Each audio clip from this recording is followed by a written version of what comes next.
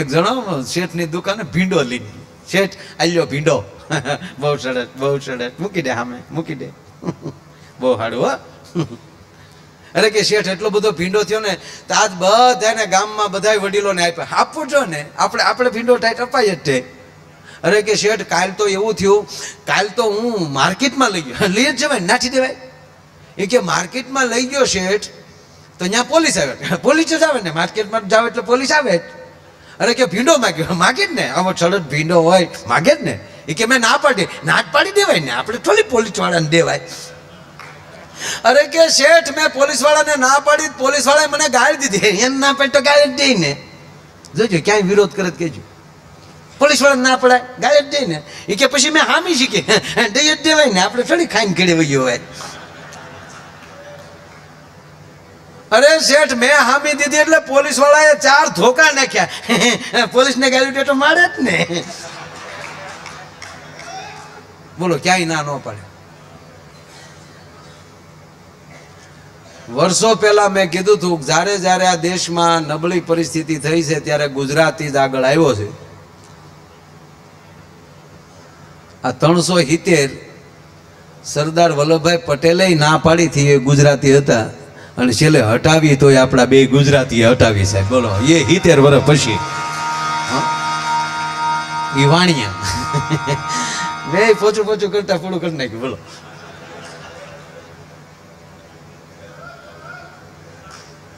એક ભાઈ મને કે લંકામાં એક વાણિયાનું ઘર હોત ને તો રાવણને બચાવી લે. મેં કીધું ના, એક હતું ઘર, સુધનવા નામનો વાણિયો. રાવણે મીટિંગ બોલાવીને રામ આવી ગયા હતા લંકામાં, અને રાવણે તાત્કાલિક મીટિંગ બોલાવી, પાર્લામેન્ટરી બોર્ડ બોલાવ્યું. અને રાવણે કીધું, હુકમ કરી નાખ્યો કે જે આ તપસી રામ વાનરની ફોજ લઈને આવ્યા છે, રીસ અને વાનરને લઈને, તો એ રીસ ને વાનર તો આપણો ખોરાક છે, કાલ બધા વાંદરામને ખાઈ જવાના છે. એટલે સુધનવાને કીધું કે આલ્યો આપણું રાજીનામું, આપણી બોટ તૈયાર છે, આઈ એમ ગોઈંગ ટુ અયોધ્યા. એ કે કેમ? એ કે આ વાવસરમાં હું સહી નથી કરવાનું. કે કેમ? તા કે થોડાક દી પહેલા એક વાંદરો આવ્યો હતો, આખા ગામને હળગાવીને વયો ગયો હતો, તેથી કોઈ તમે ભૂખ્યા નહોતા. અને હવે તો તમારા ડોહા ઝાઝા આવ્યા છે, ફસડકાવી નાખશે. એ રાજીનામું દઈને તેથી લંકામાં લઈ આવ્યા. વાત એટલી હાલે છે કે જીવન છે એ કેવલ ને કેવલ હકારાત્મક હોવું જોઈએ, નકારાત્મક ન હોવું જોઈએ. અને જ્યાં આપણને નકારાત્મક લાગે ત્યાં આપણે હકારાત્મક કરીને ત્યાંથી હટી જવું જોઈએ. જ્યાં આપણને અનુકૂળ ન લાગે, મીરાબાઈને એના દિયર રાણા વિક્રમે ઝેર આપે છે, એના એક નણંદ એ પણ એમને ખૂબ દુઃખ દે છે. એમના પતિ રાણા ભોજનો અવસાન છે, એની હાજરી નથી, અને મેવાડની ગાદી એમનો દિયર એમ કહેવાય વિક્રમાદિત્ય બેઠા છે, અને અતિ દુઃખ આપે છે મીરાને. અને ત્યારે પત્ર લખે છે મીરાબાઈ તુલસીદાસજીને કે મારી પરિસ્થિતિ આ છે, તો હે સ્વામી, હે તુલસીદાસજી, મારે શું કરવું જોઈએ? અને તેથી તુલસીદાસ એને પત્રમાં જવાબ આપે કે રામકાજ, રામનું ભજન કરવામાં, ભગવાનનું ભજન કરવામાં કોઈ આડચ આવતું હોય તો એ વસ્તુ આપણે તજી દેવી જોઈએ.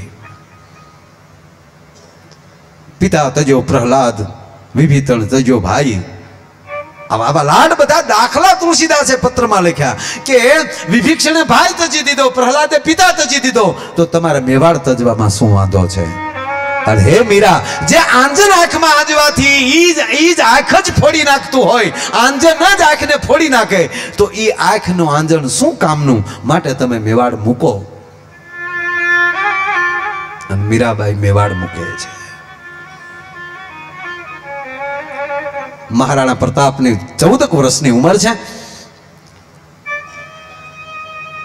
મહારાણા પ્રતાપના પિતાનું નામ રાણા ઉદયસિંહ.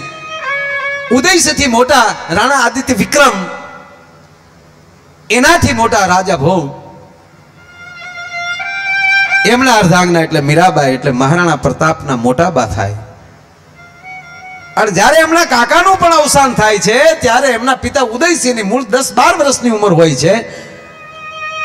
અને એમની દાસી છે એ દુશ્મનોના હાથમાંથી બચાવીને ઉદયસિંહને લઈ જાય છે અને ઉદયસિંહને મોટા કરીને પછી પાછું ચિત્તોડ હાથમાં કરે છે, મેવાડ હાથમાં કરે છે.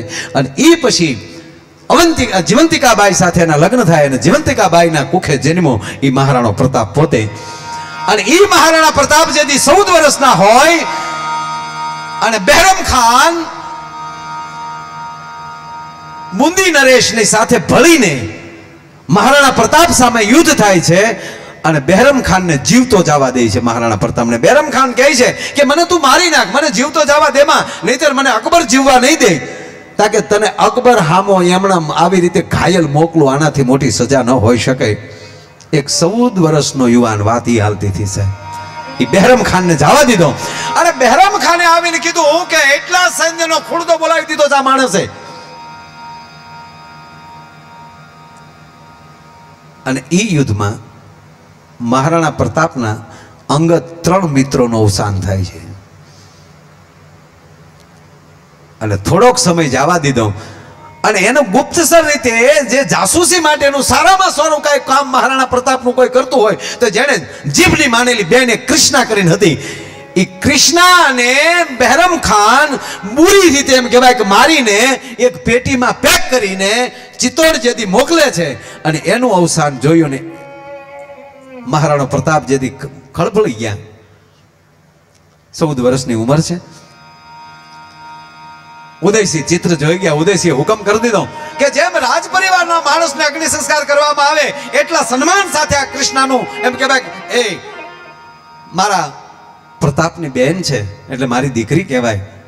તો રાજના પરિવારની જેમ દીકરી હોય અને એના જેટલા સન્માનથી અગ્નિ સંસ્કાર થતો હોય એવી રીતે એની તૈયારી કરો. અગ્નિ સંસ્કાર દે છે. અડધો અગ્નિ સંસ્કાર થાય છે. મહારાણા પ્રતાપની પરિસ્થિતિ જોઈ રાણા ઉદયસિંહ બધા માણસોને ઈશારત કરી દે છે કે એકલો પ્રતાપને રહેવા ગયો, આપણે બધા હવે ચાલો. એકલા મહારાણા પ્રતાપ ત્યાં ઊભા છે. ફરીવાર એના અંગત મિત્રોની યાદી થાય છે. અને મારે વાત એ માટે કરવી છે કે 14 વર્ષની ઉંમરે મહારાણા પ્રતાપે જીભની માનેલી બેન કૃષ્ણાના અગ્નિ સંસ્કાર શમશાનના અગ્નિની સાક્ષીમાં પ્રતિજ્ઞા લેવાઈ ગઈ કે આજ પછી મહારાણો પ્રતાપ કોઈ દી હાથમાં હથિયાર નહીં લે. આ હથિયાર છે તો મેં મારા મિત્રો ગુમાવ્યા, આ હથિયાર છે એટલે મેં મારે રોવું પડે છે. અને અહીંયા તાત્કાલિક બધાને બોલાવી અને રાણા ઉદયસિંહ એની સભામાં એવું કીધું મહારાણા પ્રતાપ એકલા જાય છે તો ક્યારેક ક્યારેક આપણે ડર રહી છે, ભલે ઉંમર નાની છે પણ એનામાં સત્તા એટલી છે, આને હવે સેનાપતિ બનાવીને કાંઈ વાંધો નહીં. અને સભામાં ઘોષિત થઈ ગયું કે આજથી મહારાણા પ્રતાપ ચિત્તોડના સેનાપતિ, મેવાડના સેનાપતિ. અને એ જ જગ્યાએ એમ કહેવાય મહારાણા પ્રતાપ આવી અને રાણા ઉદયસિંહના પગમાં પડીને એટલું કહે છે કે આજથી હું હથિયાર નહીં લઉં. વાત આલે છે ભક્તિની, જે વિષય ફેર્યો છે માફ કરજો, પણ આ ભક્તિની જ વાત છે. મહારાણા પ્રતાપે ઉદયસિંહ સામે કીધું કે હું હાથમાં હથિયાર નહીં લઉં, મારે પ્રતિજ્ઞા લેવાઈ ગઈ છે. પડદાની પાછળ બેઠેલા માં જીવંતિકાબાઈને સામે ઈશારત થઈ કે આને સ્વયં કક્ષમાં લઈ જાઓ. અને મહારાણા પ્રતાપના સ્વયં કક્ષમાં લઈ જાય અને એની જળનારી જનેતા માં જીવંતિકાબાઈ એટલું કહે છે કે પ્રતાપ, આ માટે મેં તને ભાગવત સંભળાવ્યું છે, આ માટે મેં તને ગીતાના પાઠ સંભળાવ્યા છે, આ માટે મેં તને રામાયણ સંભળાવી છે. મારા ધાવણને ઘૂંટડે ઘૂંટડે મેં તને ભારત વર્ષની સંસ્કૃતિના પાઠ ભણાવ્યા છે. અને આજ મુગલોએ, આજ હિંદવાણું જ્યારે તકલીફમાં હોય, ભારતની સંસ્કૃતિ જ્યારે તકલીફમાં પડી હોય અને આજ મારો રાણો પ્રતાપ હાથમાં હથિયાર લેવાની પ્રતિજ્ઞા લે છે. એવે ટાણે રાણા ઉદયસિંહ આવે છે. મહારાણી હવે વધારે કહેશો નહીં. રાણાને રાણાની રીતે રહેવા ગયો, પ્રતાપને પ્રતાપની રીતે રહેવા ગયો. આયા શબ્દ અહીંયા વપરાણો છે, આમ નહીં સાહેબ. પ્રતાપને એની રીતે રહેવા ગયો. હવે સાંભળજો, વાત બહુ મોટી, ટૂંકી લઈ લો. અટારી ઉપર મહારાણો પ્રતાપ ટેલે છે અને દાદા એમાં એક સંઘ નીકળે છે. કોઈના હાથમાં કડતાલ છે, કોઈના હાથમાં મંજીરું છે, કોઈના હાથમાં રામસાગર છે.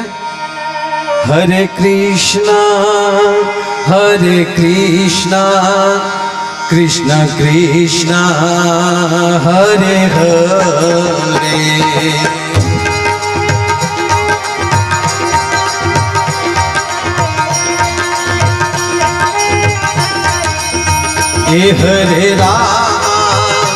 हरे राम राम राम हरे हरे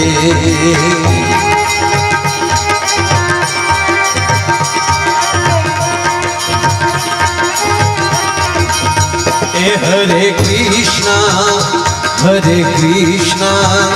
कृष्ण कृष्ण हरे हरे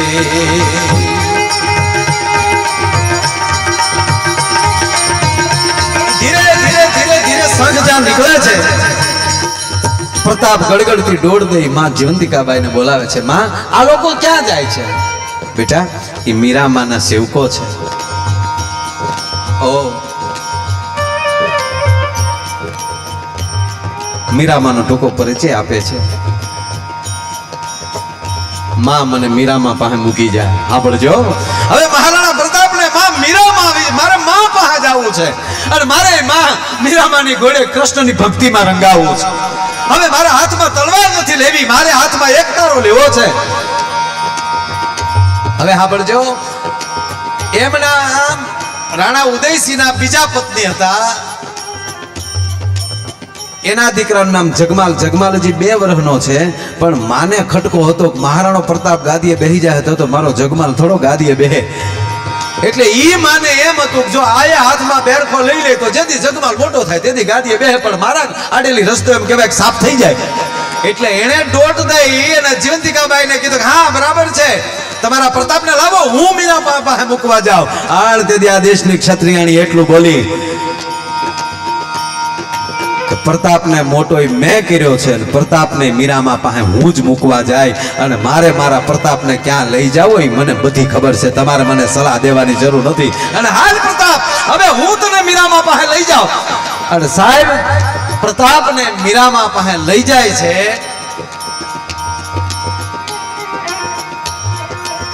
माने वंदन करे छे वर्षों पछी मीरा मां ने जीवंतिकाबाई मळे छे बेना आंख में आहुड़ा है देराणी जेठाणी है पण बा मीराए तो संसार ना तमाम दोरडा ने तोड़ी मूकी दीधेला छे अने एक ज नाम छे हरे कृष्णा कृष्ण कृष्ण हरे हरे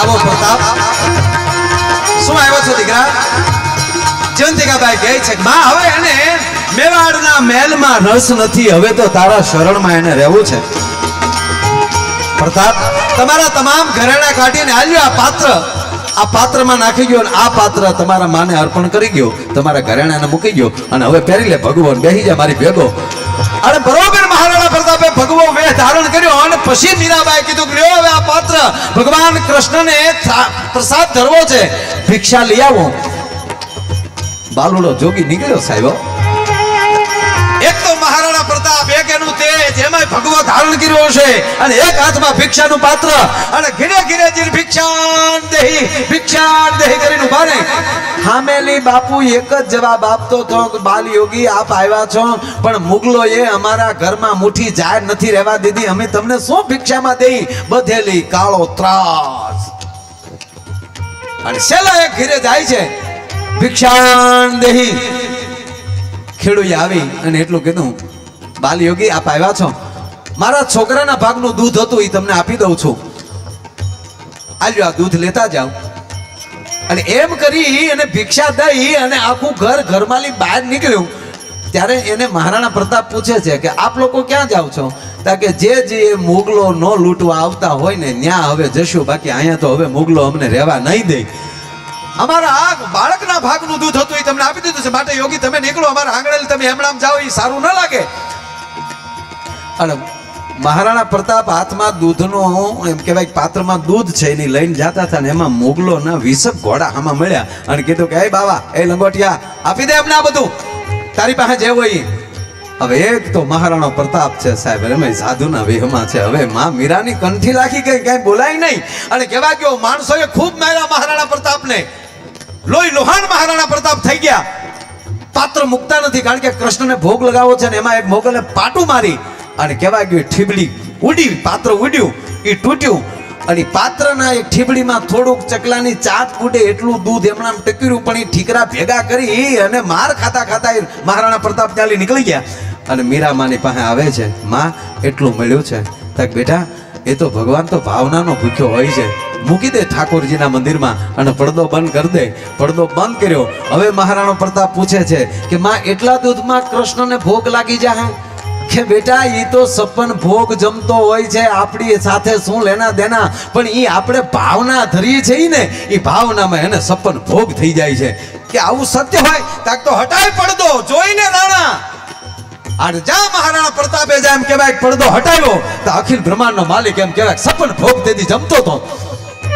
અને એ સપન ભોગ માલી મીરાબાઈએ પ્રસાદ લઈને એમ કીધું કે લે પ્રતાપ લે એટલો પ્રસાદ, તાકે માં હું લોહી વાળો છું, હું નાઈ લઉં, કારણ કે સ્નાન કરીને પછી પ્રસાદ લઉં ને. અને તેથી મીરાબાઈએ કીધું કે એક તારો હું લેશ, તારે એક તારો લેવાની જરૂર નથી. ક્ષત્રિયનો દીકરો રક્ત નાયેલો હોય ને તો મને વધારે રૂડો લાગે છે, બાકી તું હાથમાં માળાનો બેરખો લઈ લઈશ તો મુગલો સામો કોણ લડશે? તારા માટે માળા હું રાખીશ અને રાષ્ટ્ર માટે ભાલો તું લે. અને પછી જ્યારે એમ કહેવાય કે પ્રતાપે હાથમાં ભાલો લીધો હશે અને પછી જઈ રાષ્ટ્ર માટે આ શિવાજી અને મહારાણા પ્રતાપ આ બેયના પાયામાં મૂળ ભક્તિ છે. અને ભક્તિ સદગુરુ જ હાથમાં માળા પણ દેવરાવી શકે અને સદગુરુ ધારે તો હાથમાં શમશેર પણ લેવરાવી શકે. મારો કહેવાનો સુર ઈ છે.